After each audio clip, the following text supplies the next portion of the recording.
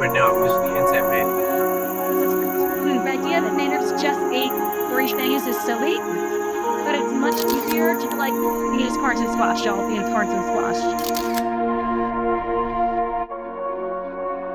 Of course, be sure that we honor the first layer of this landscape, which up through now is historically stewarded territory by the Rappahannock and indigenous folks. The Rappahannock's primary town was pushed to Cap-Point Creek in 1652. The encroachment of illegal land claimed for too much for the Rappahannock, and the opening of the patents in 1653 by the General Assembly drowned them as the flood of new colonists forced them farther west to the farthest reaches of their traditional hunted pubs. Having retreated inland, the tribes had nowhere left to run. After Bacon's rebellion, the ever-resilient and resourceful Rappahannock attempted to consolidate themselves into a fortified village.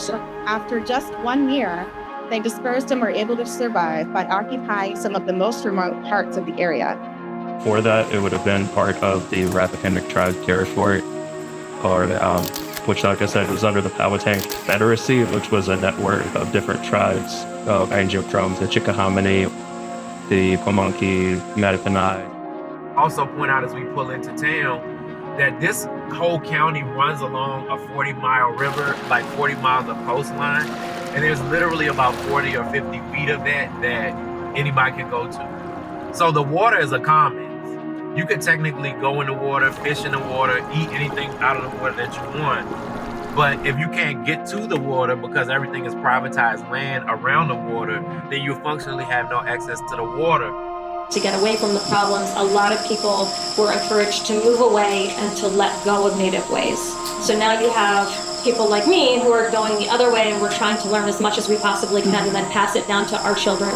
Unfortunately, there is a lot of gatekeeping happening within tribes, and the tribes are sort of like, this is our information and it's precious information and it's only for our tribal citizens, which is understandable when you think about the problems and the appropriation that has occurred against Native people. It is understandable for tribes to want to protect what they have and protect their culture, but the problem is it's become so engrossed that it's not even getting to the next generation, and it's not even getting passed out at all. These highways that you see right now were all at best 2-lane roads. And these major ones that we're on were all 2-lane roads until the 1970s. The majority of traffic along this way from 1880 until the Great Hurricane of 1933 was riverboat infrastructure. It's us that was doing all the labor to make that work. There's a series of wharves across the county that the steamboat stopped at. That's how food and everything was delivered. There weren't trucks, and there's no train. They never built trains here because they had the steamship. Most of the tribes here, because we were along the rivers, we do a lot of seafood, and we do a lot of things that tend to grow well in that sandier soil closer to the rivers. It's like some folks think religion started here in America, and that's not so.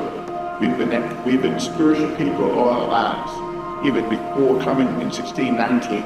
So that it's not a creation, it's just evolution. This church, this church is over 157 years old. And we just the school was called Essex Elementary School, and one of the men here was James Carey, a very prominent African-American male, and we were able to get the school named after him.